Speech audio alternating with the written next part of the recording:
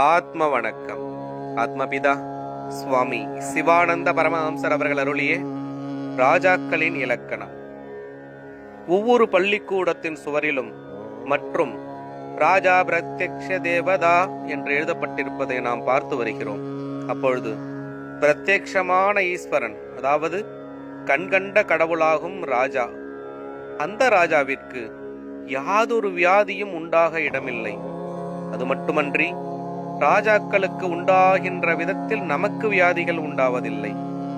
அவர்களுக்கு ராஜயக்ஷ்மா, அதாவது ஷயம், ராஜப்பிளவை, பௌத்திரம், மூலம், பிரமேகம், பக்ஷவாதம் முதலிய பெரிய வியாதிகளும் உண்டாகின்றன.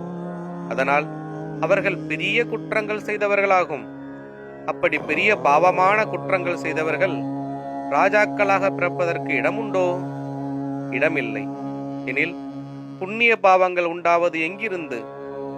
அது மனத்தில் இருந்து ஆகும். அப்பொழுது நமக்கு மனம் இல்லாவிட்டால் புண்ணியமோ பாவமோ உண்டாகுமோ? உண்டாகாது. மனத்தில் இருந்து உண்டாகின்ற பாவங்கள் அறவே உண்டாகாமல் இருந்தால் என்னவாயிருக்கும்?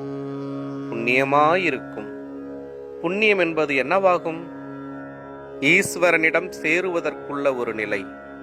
ராஜாக்களின் இலக்கணம் தொடரும். ஆத்ம வணக்கம்.